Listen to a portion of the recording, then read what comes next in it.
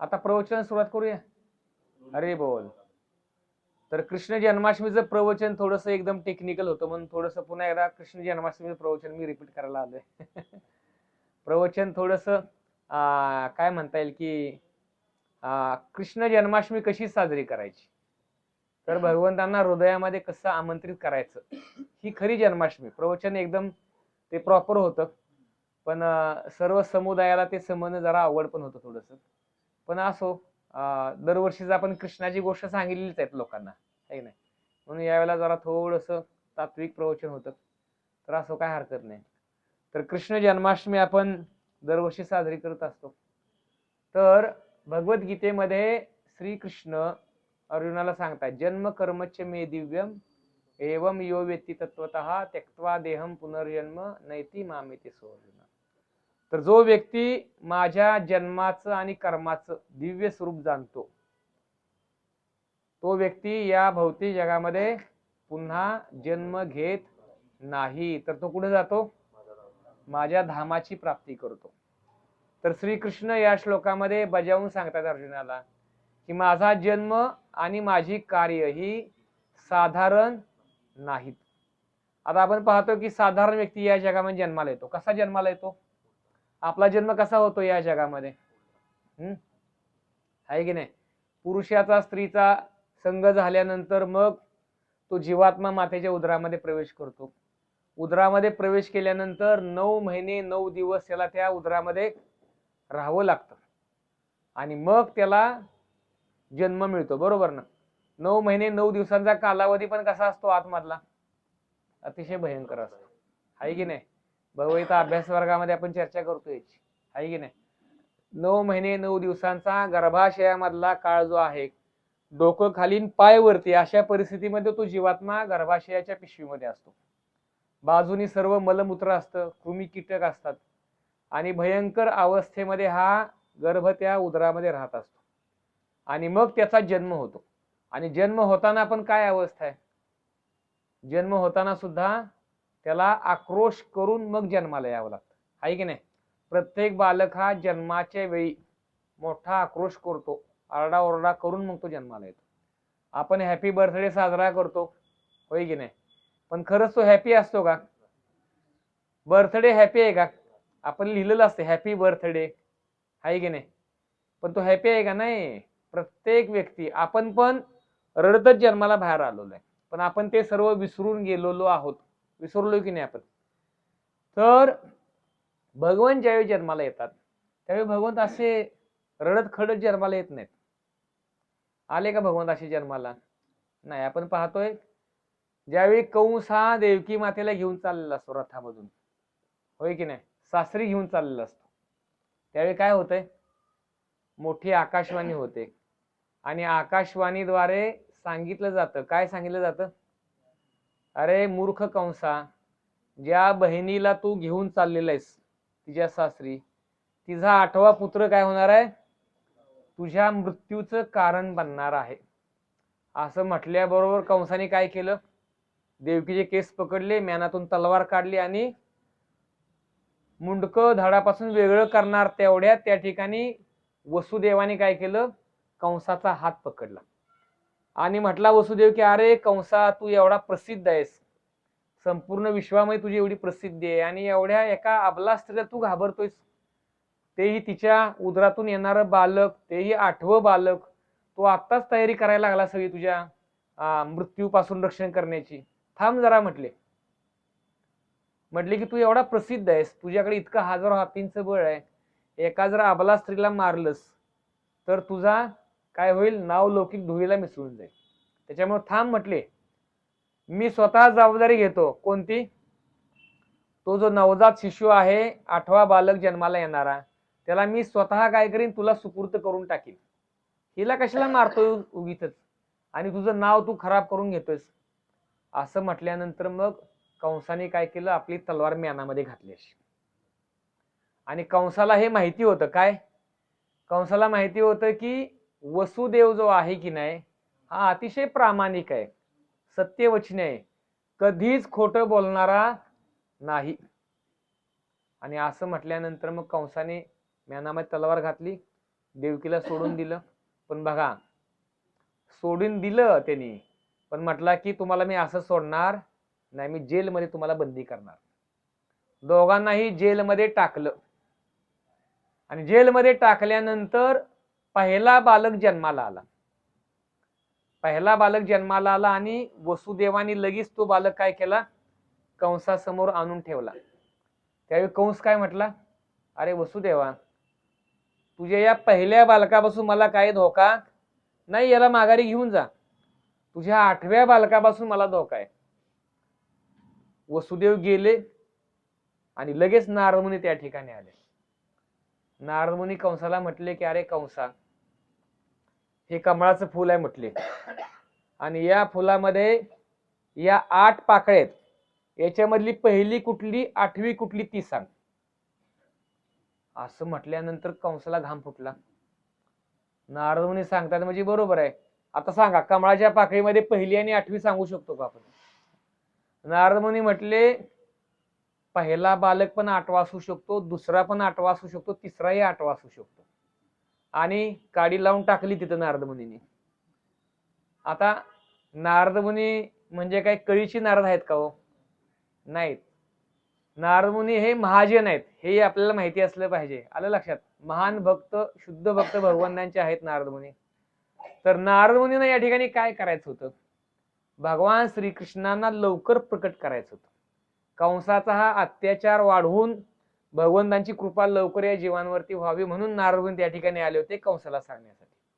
आणि कंसाने हे ऐकलं की बरोबर आहे ना, पहिली आणि 8वी पाकळी सांगू शकत नाही आपण.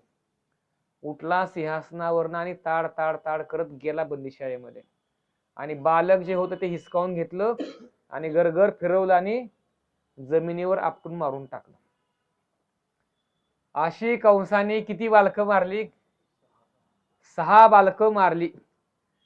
6 बालकं मारल्यानंतर 7वं बालक देवकीच्या उदरामध्ये आलं. ते कोण होतो? ते अनंत शेष होते, साक्षात बलरामजी होते. देवकीच्या उदरामध्ये आले आणि देवकीच्या उदराला गोलोक वृंदावनामध्ये परिवर्तित केलं. आणि त्या उदरातून ते गायब पण झाले. जन्म घेतला का देवकीच्या उदरातून? नाही, गायब झाले. कुठे गेले? बलरामजी देवकीच्या उदरातून गेले रोहिणी मातेच्या गर्भामध्ये. आजकाल असं शक्य आहे का हो? हा, आहे का असं शक्य? एका मातेच्या उदरामध्ये कोणी जन्माला, आता गर्भामध्ये तो गेलेला आहे, त्याला तिथून काढायचा आणि दुसऱ्या मातेच्या गर्भामध्ये ठेवायचा, शक्य आहे का? आहे का असं मेडिकल सायन्स एवढा ऍडव्हान्स? पण होतं की नाही त्यावेळी ऍडव्हान्स टेक्नॉलॉजी. तर बलरामजी देवकी मातेच्या उदरातून रोहिणी मातेच्या उदरामध्ये ट्रान्सफर झाले. ट्रान्सफर झाल्यानंतर तिकडं बलरामजी प्रकट झाले कृष्ण येण्या अगोदर. आणि मग इकडं देवकी समोर भगवंत आता प्रकट होणार ना. तर भगवंत कसे येतात बघा. भगवंत वसुदेव आणि देवकी समोर पहिल्यांदा चतुर्भुज विष्णू रूपामध्ये प्रकट होतात. हातामध्ये शंख, चक्र, गदा, पद्म ही सगळी आयुध धारण करतात आणि भगवान विष्णू देवकी आणि वसुदेव समोर प्रकट होतात. प्रकट झाल्यानंतर वसुदेव आणि देवकी पाहते की अरे आम्हाला तर द्विभुजधारी कृष्ण पाहिजे होते, हे तर चतुर्भुज रूप धारण करून आले भगवंत. भगवान म्हणतात वसुदेव देवकीला की तुम्ही काळजी करू नका, तुम्हाला मी आश्वस्त करण्यासाठी आलोय, तुम्ही घाबरून जाऊ नये कंसाच्या भीतीमुळे. आणि असं म्हटल्यानंतर मग वसुदेव आणि देवकी भगवान विष्णूंना म्हटले की हे भगवंता, आम्हाला तुम्ही द्विभुज रूपामध्ये प्रकट व्हावं अशी आमची इच्छा आहे. आणि मग भगवंत स्वतःला द्विभुज रूपामध्ये त्या ठिकाणी वसुदेव देवकी समोर प्रकट करतात आणि मग भगवंत प्रकट होतात. आणि कृष्ण प्रकट झाल्यानंतर वसुदेव काय करतात, भगवंतांना एका टोपलीमध्ये घेतात. रात्रीच्या 12 वाजता भयंकर मुसळधार पाऊस सर्वत्र पडत असतो, यमुनेला महापूर आलेला असतो. आणि अशा परिस्थितीमध्ये वसुदेव देवकीला साखळदंडाने कंसाने बांधलेलं असतं. बाहेर पहारेकरी असतात, त्या ठिकाणी पण मोठे मोठे लॉक लावून त्यांना आत बंदिस्त केलेलं असतं. पण काय होतं, बरोबर 12 वाजता सर्व साखळदंड खुले होतात, सर्व दरवाजे उघडतात आणि वसुदेव घेऊन बाळकृष्णाला निघतात. कुठं? गोकुळामध्ये सोडण्यासाठी. कारण योग मायेद्वारे वसुदेवांना सांगितलं गेलं की तुम्ही या बालकाला काय करा, सुखरूपपणे गोकुळामध्ये नेऊन सोडा. आणि त्या ठिकाणी यशोदा मातेला एक कन्या प्राप्त झालेली आहे, ती कन्या इकडे घेऊन या. आणि मग वसुदेव गेले, यमुना नदी पार केली, गोकुळामध्ये पोहोचले, त्या बालकाला त्या ठिकाणी ठेवलं. यशोदा मातेला एक कन्या आणि एक पुत्र अशी 2 बालकं जन्माला आलेली असतात. आपल्याला फक्त एवढंच माहिती आहे की यशोदा मातेला फक्त एक कन्या जन्माला आलेली असते, पण नाही, एक कन्या पण असते, एक पुत्र पण असतो. आणि तो पुत्र कोण असतो? ते पण श्रीकृष्णच आहेत, यशोदेचे कृष्ण आणि देवकीचे कृष्ण. तर आता वसुदेवाने जे कृष्ण टोपलीमध्ये घेतलेले आहेत हे कोणाचे आहेत? देवकीचे कृष्ण आहेत. वसुदेव गेले, त्या ठिकाणी त्या कृष्णाला ठेवलं आणि जी कन्या होती तिला घेतलं आणि माघारी आले. आता तिथं 2 कृष्ण होते. आता दोन्ही कृष्णांचं काय झालं? मथुरेचे कृष्ण गोकुळातले कृष्णामध्ये काय झाले? मर्ज झाले, विलीन झाले. म्हणून गोकुळामध्ये जेवढे पण असुर कंसाने सोडलेले होते ना, या सर्व असुरांचा संहार कोणी केला माहित आहे? मथुरेमधील कृष्णाने केल्या. गोकुळामधील कृष्ण हे राक्षसांना मारत बसत नाही, त्यांचं ते काम नाही. त्यांचं काम काय आहे मग? बासरी वाजवणे, बासरी वाजवा, गायींना चारा, गोबालकांच्या बरोबर खेळा, मस्ती करा, गोपींच्या बरोबर लीला करा. हे फक्त गोकुळातल्या कृष्णाचं काम आहे. बाकी मथुरेतल्या कृष्णाचं काम काय? येणारे सगळे राक्षस यांचा समाचार घेणं. आणि मग वसुदेव ती कन्या घेऊन आले मथुरेमध्ये, आणि ती कन्या लागली ओरडायला, रडायला, आणि कंसाला बातमी पोहोचली. कंसाला ताड ताड ताड ताड चालत पाहतो तर काय, 8वा बालक जन्माला येणार होता. तर बालिका कशी काय? त्याला लक्षात आलं की नारदमुनीने सांगितलं होतं बरोबर होतं, कुठला पण बालक 8वा असू शकतो, आणि ही बालिका आहे. देवकी म्हटली की अरे दादा, ही तर बालिका आहे, हा बालक नाही, तुझ्या मृत्यूचं कारण एक बालक होणार आहे, हिला कसं काय तू मारतोस? नाही नाही नाही म्हटला, कुठलं पण बालक माझ्या मृत्यूचं कारण बनू शकतं. त्यांनी बालिका हातामधून घेतली हिसकावून आणि अशी गरगर गरगर गर फिरवली. आपटणार तेवढ्यात काय झालं? ही बालिका हातामधून निसटली. आकाशामध्ये अष्टभुजाधारी रूप धारण केलं आणि ती दुर्गा रूप धारण करून कंसाला म्हणते की अरे कंसा, ज्या बाळकृष्णाला तुला मारायचा आहे तो बाळकृष्ण अगोदरच गोकुळामध्ये प्रकट झालेला आहे, याला कुठला घाम? अरे बापरे, म्हणजे आपले सगळे प्रयत्न अयशस्वी झालेले आहेत. वसुदेव देवकीला आपण बंदिस्त केलं, पण तरी सुद्धा कृष्ण प्रकट झालेला आहे. आता लोकांना प्रश्न असा पडतो की जर समजा कंसानी वसुदेवानी देवकीला वेगवेगळ्या खोलीमध्ये ठेवलं असतं तर कृष्ण जन्माला आले असते का? सोपा मार्ग होता की नाही कंसासाठी? म्हणजे की जी लोक हरिभक्तीमध्ये नाहीत ना, अशा लोकांची ही अशी बुद्धी चालते, त्यांचा 6th सेन्स जागृत होतो.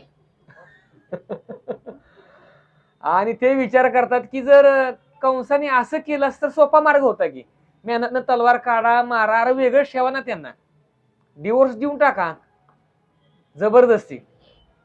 जर दोघांना वेगवेगळे ठेवलं असत, कृष्ण जन्म होण्याची काय गरज आहे का? आले असते कृष्ण जन्माला? आले असते का कृष्ण जन्माला? सांगा. नसते आले ना? आले असते. कसे येणार? पण दोघं एकत्र आले नाही तर कृष्ण जन्माला कसे येणार? हा पण कर्मी लोकांची अशी धारणा असते की वेगळं ठेवलं तर सोपा मार्ग होता कंसासाठी. जरी वसुदेवानी देवकीला वेगवेगळ्या बंदीशाळेमध्ये ठेवलं असतं ना, तरी पण कृष्ण देवकीच्या उदरातून जन्माला आले असते. आले असते का? आले असते. ह्याला म्हणायचं कृष्ण भक्ती, ह्याला म्हणायचं कृष्ण तत्व समजलं आपल्याला. आणि हे जर नाही समजलं मग कृष्ण समजले नाहीत. श्रीकृष्णांना जन्माला येण्यासाठी स्त्री पुरुष एकत्र येण्याची काहीही आवश्यकता नाही. काही आवश्यकता नाही. श्रीकृष्णांचा जन्म हा आपल्यासारखा नाही, म्हणून श्रीकृष्ण सांगताय जन्म कर्मच मे दिव्य. माझा जन्म कसा आहे? दिव्य आहे. आणि माझी कार्य पण दिव्य आहेत. नुसता जन्म दिव्य आहे का? कार्य पण दिव्य आणि अद्भुत आहेत. तर मग आपण पाहतो की वसुदेव आणि देवकीला जरी वेगळं ठेवलं असतं ना, तरी पण श्रीकृष्ण जन्माला आले असते. आता बघा, भगवंतांनी अशा अनेक लीला करून दाखवलेल्या आहेत. त्याच्यामध्ये भगवंत विना स्त्री पुरुष एकत्र येता प्रकट झालेले झालेत का? नरसिंहदेव कसे प्रकट झाले सांगा? नरसिंहदेवांचा जन्म सांगा कसा झालेला आहे? कुठले स्त्री पुरुष आले एकत्र त्यांना जन्माला घालण्यासाठी? नाही आहे की नाही? खांबामधून प्रकट झाले ना, मग खांब त्यांचा आई वडील झाला की नाही? आहे की नाही? कृष्ण कुठून पण जन्माला येऊ शकतात. वराहदेव कशी जन्माला आले माहिती आहे का? वराहदेव हे ब्रह्मदेवाच्या नाकातून जन्माला आलेले आहेत. ब्रह्मदेवांना काय त्यांच्या पत्नीचा संग करावा लागला नाही वराहदेवांना जन्माला घालण्यासाठी? लागला का? नाही. भगवान सोडा, शिवजी पण कसे जन्माला आलेत? शिवजी भ्रुकुटीमधून जन्माला आलेत ब्रह्मदेवांच्या. आहे की नाही? आता ब्रह्मदेव स्वतः जन्माला कसे आलेत माहितीये का? कसे आलेत? गर्भोदक्षाई विष्णूंच्या नाभीतून ब्रह्मदेव प्रकट झाले. आता गर्भोदक्षाई विष्णूंनी काय लक्ष्मी देवीचा संग केला का ब्रह्मदेवांच्या जन्माला घालण्यासाठी? नाही. म्हणून जन्म कर्मच्च मे दिव्यम. म्हणून श्रीकृष्णांचं जन्म हे कसं आहे? दिव्य आहे. आपला जन्म हा स्त्री पुरुष एकत्र आल्याशिवाय होत नाही. या जगामधील मेल फिमेल जोपर्यंत एकत्र येत नाहीत तोपर्यंत सजीवाला जन्म देऊ शकत नाहीत. बरोबर? पण भगवंतांच्या बाबतीत असं अजिबात नाही. भगवंत त्यांच्या इच्छेने कसेही जन्माला येऊ शकतात. आलं का लक्षात? कसेही जन्माला येऊ शकतात त्यांनी इच्छा केली तर. म्हणून भगवंतांचा जन्म हा कसा आहे? दिव्य आहे, दिव्य. आता कार्य पण बघा भगवंताची कशी आहे? दिव्य आणि अद्भुत आहेत. वृंदावनामध्ये कंसानी जेवढे पण राक्षस पाठवले त्या सगळ्या राक्षसांना हाताने मारलेलं आहे. कुठल्याही राक्षसाला मारण्यासाठी हातामध्ये तलवार, ढाल, बरसा, सुदर्शन अजिबात घेतलेलं नाही. तुम्ही बारीक विचार करा या गोष्टीवरती. प्रत्येक असुराला भगवंतांनी मुष्टी प्रहार, तोंडामध्ये हात घातला, कानात हात घातला आणि मारून टाकला. आता शक्टासूर आला होता बघा वृंदावनामध्ये. शक्टासूर हा तर प्रेत योनी मध्ये होता. प्रेताला मारणं सोपं नाही, समजते ना? एखाद्या शरीराला मारणं सोपं आहे. आघासूर, बकासूर हे शरीरामध्ये आले होते. पण शक्टासूर कसा आला होता? शक्टासूर हा प्रेत योनीमध्ये होता, छकड्याच्या रूपामध्ये होता. आणि कसा मारला? पायाचं अंगठ्याचा टच आहे की नाही, अंगठ्याने फक्त असा टच केला. आता आपण कोणाला असं केलं तर कोणाला काय होणार आहे का? हे असं करून मच्छर सुद्धा मरत नाही आपल्या बोटाने. का मरतोय? परवाच मी ट्राय केला बरं का, म्हणून सांगतोय. हातावर मच्छर बसला होता, मी अशी टिचकी मारली पण मच्छर मेला नाही. पण भगवंतांनी फक्त अंगठ्याने त्या शक्टासुराला असं केलं, तो शक्टासूर किती उंच गेला असलं वरती? 1000 योजन वर गेला तो. किती? 1000 योजन. गर गर गर गर गर गर गर फिरत शक्टासूर वरती गेला आणि धाडकन एवढा मोठा आवाज झाला, धरणीकंप झाला आणि शक्टासुराचा मृत्यू झाला. प्रेताला सुद्धा भगवान मारण्यामध्ये एक्सपर्ट आहेत. मग आघासूर, बकासूर आणि तृणावर्त आणि कंस यांना मारणं तर काय किरकोळ होतं भगवानासाठी. पुतनेला कसं मारलं? पुतनेचं फक्त स्तनपान. आता स्तनपान करून कुठल्या स्त्रीला मारू शकतो का आपण? नाही मारू शकतो. पुतना तर काळ कुट्ट विष स्तनाला लावून आली होती. पण श्रीकृष्णांनी विषपान केलं, दुग्धपान केलं, प्राण पण खेचून घेतले सगळे. केशी राक्षसाला कसा मारला? केशी हा घोड्याच्या रूपामध्ये आला होता. घोड्याच्या रूपामध्ये आला हा राक्षस. भगवंतांनी त्याच्याबरोबर बरेच डावपेच खेळले पहिलवानासारखे आणि शेवटी असा हाताने कान पकडला आणि तोंडामध्ये असा हात घातला. तोंडामध्ये हात घातल्याबरोबर ह्या हाताचं काय झालं? तप्त लोखंडामध्ये परिवर्तन झालं बघा. तप्त लोखंडामध्ये हात परिवर्तित झाला आणि अक्षरशः केशीच्या नाकामधून, तोंडामधून धूर बाहेर पडायला लागला. आतनं सगळं शरीर जळायला लागलं आणि सगळा अग्नी बाहेर पडायला लागला, मलमूत्र विसर्जन करू लागला आणि डोळ्याचे खोबणीत डोळे होते ना ते बुबुळ अशी धाडकन खाली कोसळली आणि केशी तडफडून मेला त्या ठिकाणी. असं मारलं केशीला. बकासूरला कसं मारलं? बकासूर आला होता बगळ्याच्या रूपामध्ये. ह्याला कसं मारलं? आता बगळा यांनी काय केलं बघा. आता बकासुराच्या बाबतीत गर्ग संहितेमध्ये वर्णन आहे. गर्ग संहितेमध्ये सांगितलंय की हा जो बकासूर आहे की नाही बगळ्याच्या रूपामध्ये होता, या बकासुराला मारण्यासाठी 33 कोटी देवांनी प्रयत्न केला होता. काय? 33 कोटी देव, त्याच्यामध्ये ब्रह्माजी शिवजी पण आले होते बकासुराला मारण्यासाठी, पण कोणीच त्याच्यामध्ये यशस्वी ठरलं नाही. शेवटी इंद्राने आपलं वज्र काढून बकासुरावर प्रहार केला, पण इंद्राचं वज्र पण फेल गेलेलं होतं. इतका प्रचंड शक्तिशाली बकासूर होता. या बकासुराला कसं मारलं भगवंतांनी? बकासुराने पहिल्यांदा कृष्णाला गिळलं, कृष्ण गेले पोटामध्ये, पण श्रीकृष्णाने काय केलं? आपल्या शरीराचा अग्नी वाढवला, जठराग्नी वाढवला. कृष्णाचं शरीर झालं तप्त लोखंडासारखं. त्यांनी असं ओकून बाहेर काढलं, कृष्णाला ओकून बाहेर काढलं, पुन्हा चोचीने चावून मारण्याचा प्रयत्न केला. भगवंतांनी काय केलं? खालच्या चोचीवर आपला पाय ठेवला आणि वरची चोच आहे की नाही त्याला असं जोरात वरती उसकटलं. त्याची चोच आणि त्याचं शरीर असं सगळं फाडून बकासूरला मारून टाकलं. पण शस्त्र अस्त्र वापरलं नाही. आघासुराला पण असंच मारलं. आघासूर कशाच्या रूपात आला होता? आघासूर हा मोठ्या सर्पाच्या रूपामध्ये आला होता. त्याचं वर्णन भागवतामध्ये केलेलं आहे. त्यांनी ज्यावेळी आपला जबडा पसरला होता ना, खाली एक जमिनीवर जबडा होता आणि वरचा जबडा आकाशाला जाऊन भिडलेला होता. आता एवढा मोठा साप कधी बघितलाय का आपण? एवढा मोठा सर्प आणि कित्येक किलोमीटरच्या परिसरामध्ये त्याचं शरीर पसरलं होतं आणि त्यांनी जीभ आपली बाहेर काढली होती. त्या जिभेविषयी वर्णन केलेलं आहे की एक्सप्रेस हायवे कसा असतो तशी त्याची जीभ होती. सगळ्या गोपबालकांना असं वाटलं की काय मस्त खेळण्यासाठी वातावरण निर्माण झालेलं आहे.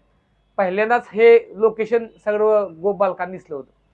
सगळे गोपबालक म्हटले की अद्भुत सौंदर्य आणि दृश्य आहे, चला म्हटले या गुफेमध्ये जाऊया. सगळी गोपबालक त्या जिभेवरनं चालत चालत चालत आघासुराच्या तोंडामध्ये गेली. सुंदर गुफा आहे म्हणून. आघासूर वाट बघत होता कोणाची? कृष्ण कधी एकदा आत येतो. आणि श्रीकृष्णाने जिभेवर पाय ठेवल्याबरोबर आघासुराने आपली जीभ अशी साप कसा वेटोळ घालतो तसं त्यांनी गुंडाळायला सुरुवात केली आणि गुंडाळत गुंडाळत गुंडाळत गुंडाळत कृष्णाला काय केलं? त्यांनी आतमध्ये पोटामध्ये घेतलं आणि श्रीकृष्णाने आतमध्ये पाहिलं तर सगळी गोपबालकं बेशुद्ध पडली होती. श्रीकृष्णांनी आतमध्ये जाऊन आपल्या शरीराचा विस्तार केला आणि मुष्टी प्रहाराने आतूनच त्याचं काय केलं? शरीर फाडून टाकलं आणि शरीरातून बाहेर आले कृष्ण आणि या प्रकारे आघासुराचा वध केला. तर जेवढे पण असुर आपण पाहतो वृंदावनामध्ये श्रीकृष्णाने मारले, हे सगळे असुर श्रीकृष्णाने सहजरित्या मारलेले आहेत. आणि मामा कोण होतं? मामा कंस होते. कंस मामाने वृंदावनामध्ये हे सगळे असुर पाठवले श्रीकृष्णांना खेळण्यासाठी. श्रीकृष्णांच्यासाठी हे असुर म्हणजे काय होते? सर्व खेळण्याच्या रूपामध्ये होते. आता तुम्हाला आश्चर्य वाटेल, हे एवढे सगळे असुर इतक्या सहजरित्या मारले. हे सगळे असुर कंसाचे मांडलिकत्व पत्करलेले होते. कंस काय साधारण राक्षस नव्हता, महाशक्तिशाली कंस होता. गर्ग संहितेमध्ये कंसाविषयी वर्णन केलेलं आहे. कंस हा कसा दिग्विजय प्राप्त करण्यासाठी निघालेला होता. कंसाचा जन्म कसा झाला? उग्रसेन महाराजांची पत्नी पद्मावती हिच्या उदरी हा कंस जन्माला आला. आता उग्रसेन महाराज हे एवढे भगवान शुद्ध भक्त होते, पण हा राक्षस जन्माला कसा काय आला? हाय की नाही? तर पद्मावती ज्यावेळी आपल्या माहेरी गेली होती, माहेरी गेलेली असताना एकदा ती आपल्या सर्व सखींसोबत विहार करायला वनामध्ये गेली.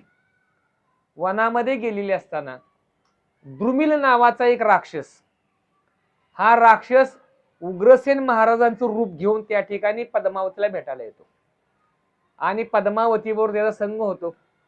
संग झाल्यानंतर पद्मावती ओळखते की अरे हा तर माझा पती नाही, हा तर वेगळाच व्यक्ती कोणीतरी आहे. आणि जाता जाता हा जो द्रुमिल आहे तो आपलं मूळ रूप धारण करतो.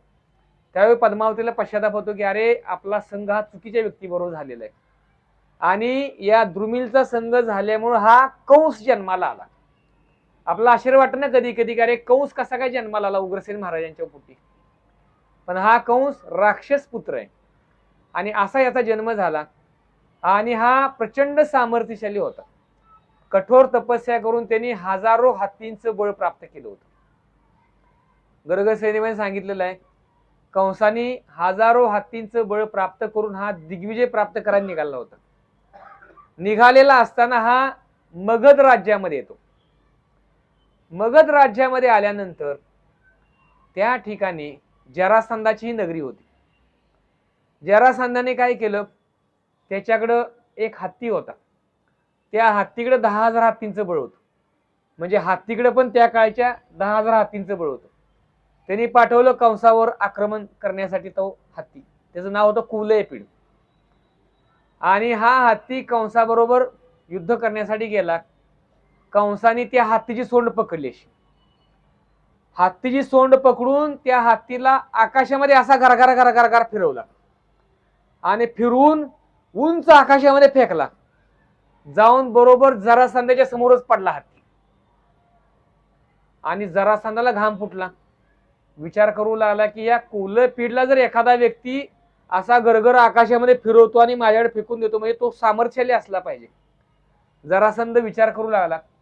म्हटला की कंसाबरोबर युद्ध करण्यामध्ये काय अर्थ नाही, याच्यावर काय केलं पाहिजे, आपण मैत्री स्थापित केली पाहिजे. मग जरासंधाने कंसाबरोबर मैत्री स्थापित केली आणि त्याच्या 2 कन्या होत्या. नाव काय होतं त्यांचं, अस्थि आणि प्राप्ती. या 2 कन्या कंसाने जरासंधाने कंसाला काय केल्या, कन्यादान करून टाकल्या. त्याला जावई करून टाकलं. म्हणजे राक्षस पण बुद्धिमान होते बघा. आपल्या बरोबरीचा कोणी योद्धा असेल तर त्याच्याबरोबर 2 हात करायचे नाहीत. आपण ह्याच्यातून शिकलं पाहिजे. आपल्या बरोबरीचा कोणी व्यक्ती असेल तर त्याच्याबरोबर मैत्री स्थापित केली पाहिजे. आहे की नाही.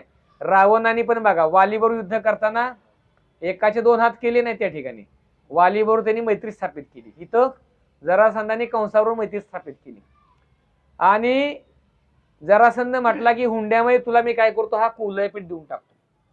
कुवलयपीड हत्ती जरासंधाने कंसाला भेट म्हणून देऊन टाकला. आणि हा कंस दिग्विजय प्राप्त करत करत करत करत महिंद पर्वतावर आला. महिंद पर्वतावरती परशुरामजी राहत होते. परशुरामजींनी पाहिलं. आता परशुरामजी शक्ती आपल्याला सर्वांना माहिती आहे. परशुरामजींना जो क्षत्रिय कुणी दिसेल त्याला लगेच ते काय करायचे, नेस्तनाबूत करून टाकायचे. परशुरामजी इतके सामर्थ्यशाली शक्तिशाली आहेत. ते पूर्णपणे युद्ध करताना थकल्यानंतर त्यांच्या हातामधली कुऱ्हाड कशी चालायची, मनाच्या गतीने चालायची. आता मनाची गती माहिती आहे कशी आपल्याला, मनाच्या गतीने चालणारी कुऱ्हाड. परशुरामजींनी कंसाला पाहिला. पाहिल्यानंतर कंस येताना पाहिल्याबरोबरच परशुरामजी त्याची अशी गचांडी पकडली. म्हटले की तुला माझ्यावर युद्ध करावं लागेल. कंस घाबरला. कंसाला माहित होतं की हे परशुराम जे आहेत यांच्यावर आपण युद्ध करू शकणार नाही. कंसाने लगेच शरणागती घेतली. दंडवत प्रणाम केला. आणि दंडवत प्रणाम केल्यानंतर परशुरामजी म्हटले की ठीक आहे, मी तुला माफ करेन, पण कधी माफ करेन, माझ्याकडे एक शिवधनुष्य आहे. जर त्या शिवधनुष्याला तू प्रत्यंचा लावू शकलास तरच मी तुला माफ करेन, अन्यथा तुला माफ करणार नाही. तुला माझ्यावर युद्ध करावं लागेल आणि युद्धामध्ये मरण स्वीकारावं लागेल. कंस घाबरून गेला. विचार करू लागला की आपला दिग्विजय हितच थांबणार आहे असं वाटतंय. मग परशुरामजींनी तो शिवधनुष्य दाखवला. शिवधनुष्याचं वजन किती होतं माहिती आहे तुम्हाला? शिवधनुष्याचं वजन होतं 3 लाख मन. किती? 3 लाख मन. एका मनाचं किती किलो होतं माहिती आहे? 40 किलो. आता सांगा किती किलो वजन झालं सांगा. 3 लाख गुणिले 40, 12 करोड किलो मध्ये झालं हे वजन. आलं लक्षात. आणि परशुरामजीने तो शिवधनुष्य दाखवला. म्हटले जर तू हा उचलू शकला नाही आणि याला प्रत्यंच लावू शकला नाही तर माझ्यावर युद्ध करावं लागेल आणि युद्धामध्ये तुला मरण स्वीकारावं लागेल. कंस घाबरून गेला, पण पहिल्यांदा जाऊन परशुरामजीचे पाय पकडले, चरण पकडले, आशीर्वाद घेतले आणि तो शिवधनुष्य कंसाने डाव्या हाताने पकडला. आणि आश्चर्यकारक गोष्ट काय, त्याला त्यांनी उचलला, पण उचलला, त्याला प्रत्यंचा लावली. परशुरामजी प्रसन्न झाले, म्हटले की ठीक आहे, तू माझ्या वचनाला जागलेला आहेस, मी तुला शिवधनुष्य गिफ्ट रूपामध्ये देऊन टाकतो. शिवधनुष्य कंसाने प्राप्त केला. आता मला सांगा, आता या कंसावर कोण युद्ध करणार? आणि हा कंस दिग्विजय करत करत करत करत कुठं पोहोचला? स्वर्ग लोकामध्ये पोहोचला. स्वर्ग लोकामध्ये पोहोचला आणि इंद्रदेवांच्या बरोबर त्या ठिकाणी आव्हान केलं. म्हटला की तुला माझ्याबरोबर काय करावं लागेल? युद्ध करावं लागेल. इंद्रदेवांच्या मध्ये आणि कंसामध्ये भयंकर युद्ध झालं. सगळ्या देवतांनी पाहिलं की कंस हा प्रचंड शक्तिशाली आहे, सर्व असुरांना घेऊन आलेला आहे आणि याच्यावर युद्ध करणं खूप अवघड आहे. इंद्रदेव हा ऐरावतावर बसून आलेला होता. कंसाने एकच मुष्टी प्रहार काय केला? ऐरावताला टाकला. एका बुक्कीमध्ये ऐरावत बेशुद्ध. इंद्र घाबरला, विचार करू लागला की आता काय आपलं खरं नाही. त्यांनी विचार केला की हातातलं वज्र तरी काम करते का बघूया, म्हणून वज्राचा प्रहार केला कंसावरती. वज्र गतीने गेलं, कंसाने डाव्या हातानेच पकडलं वज्र. डाव्या हाताने पकडलं, उजव्या हातात घेतलं, जी भिरकावलं इंद्राच्या बाजूने. इंद्राला त्याचा प्रहार, इंद्राला जोरदार प्रहार बसला वज्राचा उलटा. इंद्र पण बेशुद्ध पडला. इंद्र घाबरला, म्हटला की राम राम, पळ काढलाच बरा, कसं बस आपला जीव वाचवला आणि निघाला. कंसाने ब्रह्माजी शिवजी सोडले तर सर्व देवी देवतांना परास्त केलं होतं. जेवढे पण धरणीवरती राक्षस होते ना, हे सगळे राक्षस कंसाने आपले मांडलिकत्व बनवलेले होते. त्याच्यामध्ये हे आघासूर, बकासूर, तृणावर्त, पुतना, शक्टासूर, धेनुकासूर, हे सगळे राक्षस हे कंसाने काय केले होते? आपल्या अधीन केले होते. पुढं दिग्विजय करत करत हा कंस चानूर, मुष्टिक, शल, तोशल, हजार हजार हत्तींचं बळ असणार हे पहलवान यांना पण पराभूत केलं होतं आणि आपल्या अधीन केलं होतं. तर असा हा कंस महाशक्तिशाली होता. या कंसाने श्रीकृष्णांना मारण्यासाठी हे सगळे राक्षस पाठवले, पण सगळे फेल झाले. शेवटी कंस विचार करू लागला की कृष्ण हा महाशक्तिशाली आहे, कृष्ण बलराम यांना आपण काय करू? मथुरेमध्येच बोलवूया युद्ध करण्यासाठी. म्हणून आपण पाहतो श्रीकृष्ण हे मथुरेमध्ये येतात. मथुरेमध्ये आल्यानंतर धोब्याचा वध करतात. त्यानंतर पुढं जो माळी असतो त्याचा उद्धार करतात, कुब्जेचा उद्धार करतात. आणि ज्या ठिकाणी हे शिवधनुष्य ठेवलेलं असतं ना, त्या यज्ञशाळेमध्ये कृष्ण आणि बलराम प्रवेश करतात. आणि कंसाला परशुरामजीने अगोदर सांगितलं असतं, जो कोणी व्यक्ती या शिवधनुष्याला उचलेल, प्रत्यंचा लावेल, तो तुझ्या मृत्यूचं कारण बनेल. म्हणजे कंस त्यावेळेला पण घाबरला, म्हटला की म्हणजे की तुम्ही धनुष्य दिले म्हणजे की माझ्या मृत्यूची पण घोषणा तुम्ही अगोदरच केलेली आहे. श्रीकृष्णाने त्या धनुष्य शाळेमध्ये प्रवेश केला आणि ते शिवधनुष्य डाव्या हाताने उचललं. श्रीकृष्णाने उचललं, त्याला प्रत्यंचा लावणार तेवढ्यात ते धनुष्य धाडकन मोडून खाली कोसळलं. सगळ्या ब्रह्मांडामध्ये आवाज पसरला त्याचा आणि कंसाला धडकी भरली की अरे, मी जे शिवधनुष्य प्राप्त केलं होतं त्याला कोणीतरी बहुतेक मोडलेलं आहे. बातमी त्याच्यापर्यंत पोहोचली. कोणी मोडलेलं आहे? तर नंदबाबांचे पुत्र कृष्ण आणि बलराम यांनी मोडलेलं आहे. अरे बापरे, कंस विचार करू लागला की माझा काळ आता जवळ येत चाललेला आहे, जी भविष्यवाणी झालेली आहे ती काय होणार आहे आता थोड्याच वेळामध्ये खरी ठरणार आहे. कृष्णाने धनुष्य मोडलं. धनुष्य मोडल्यानंतर जी कुस्तीचं मैदान होतं त्या गेट वरती कुवलयपीठ हाती ठेवला होता स्वागत करण्यासाठी कृष्ण बलरामांचं. माहूत हत्तीवर बसलेला होता. त्यांनी काय केलं? कुवलयपीठला सांगितलं की जा आणि या दोन बालकांना ठार कर. कुवलयपीठ आक्रमण करून कृष्ण बलरामांच्यावरती आला आणि कृष्ण बलरामांनी दोघांनी मिळून या कुवलयपीठचा समाचार घेतला.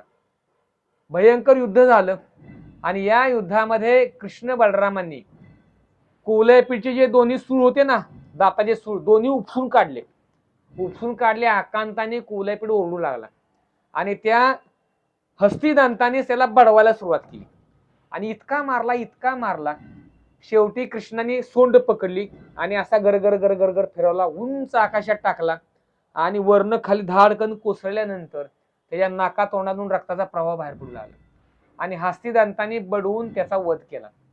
तर हा कुवलयापीठ काही साधारण नव्हता. त्यानंतर आखाड्यामध्ये प्रवेश केला कृष्ण बलरामाने. चानूर, मुष्टी, क्षल, तोशल हे सगळे मोठमोठे पहलवान. कृष्ण बलराम दिसायला एकदम छोटे होते आणि हे सगळे पहलवान धिप्पाड, शरीराने मोठे धिप्पाड होते. कृष्ण बलरामांनी या सर्व पहलवानांना केवळ मुष्टी प्रहाराने एका एका बुक्कीमध्ये हे सगळे पहलवान काय केले, संपून टाकले. सगळे राक्षस मारल्यानंतर शेवटी कंस राहिला. कंस उंच सिंहासनावर बसला होता. कंसाला असं वाटलं की जरी हे सगळे मारले गेले तरी पण मी कृष्णाला मारू शकतो. श्रीकृष्ण धावत पळत सिंहासनावरती गेले आणि एक बुक्की मारली तोंडावर. मुकुट खाली पडला, केसांना पकडलं आणि ओढत खाली आखाड्यामध्ये आणलं. आखाड्यामध्ये आणून श्रीकृष्णांनी दुसरी बुक्की मारली. दुसऱ्या मुष्टी प्रहारामध्ये कंसाने आपले प्राण सोडले. आता तुम्हाला आश्चर्य वाटेल की अरे एवढा मोठा कंस ज्यांनी दिग्विजय प्राप्त केला होता, 3 लाख मन वजन असणारं शिवधनुष्य त्यांनी उचललं होतं आणि दुसऱ्या बुक्कीला मेला पण वया. तर श्रीकृष्ण इथं दाखवून देत आहेत की ह्याच्यापेक्षा हजारो पटीने जरी एखादा बळ असला, कंस असला ना, तरी पण एकाच बुक्कीत मी मारू शकतो. पण 2 बुक्क्या वापरल्या कृष्णाने तिथं त्याला मारण्यासाठी.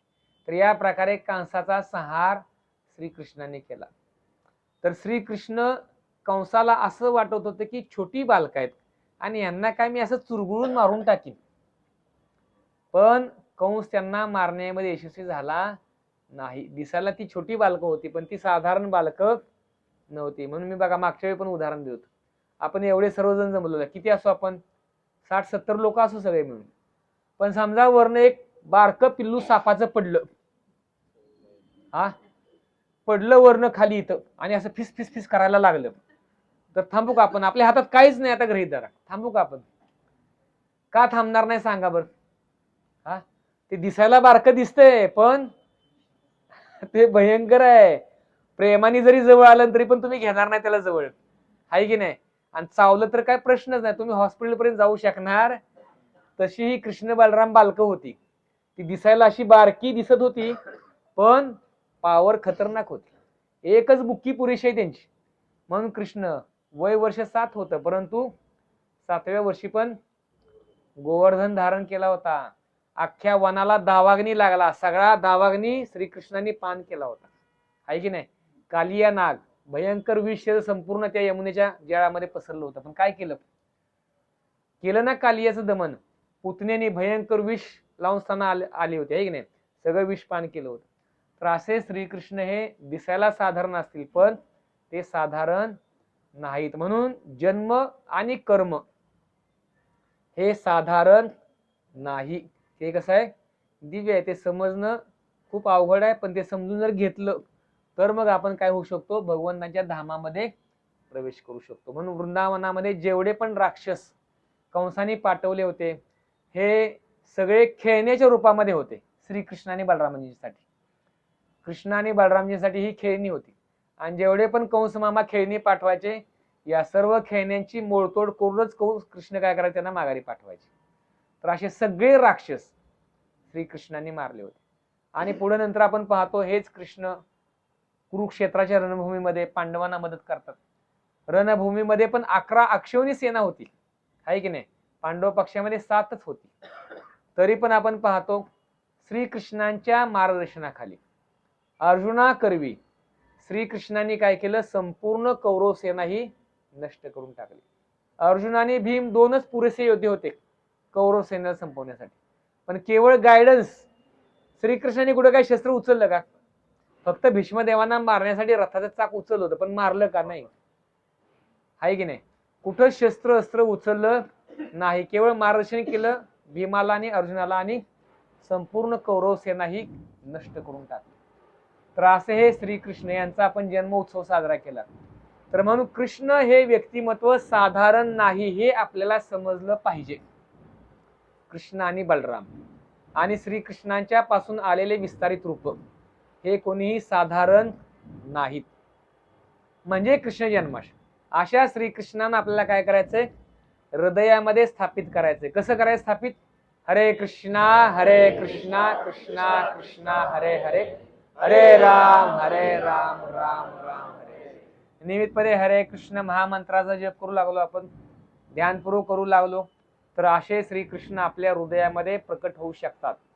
आणि अशा श्रीकृष्णांना प्रसन्न केलं तर निश्चितपणे आध्यात्मिक जगामध्ये आपण काय करू शकतो, प्रवेश करू शकतो.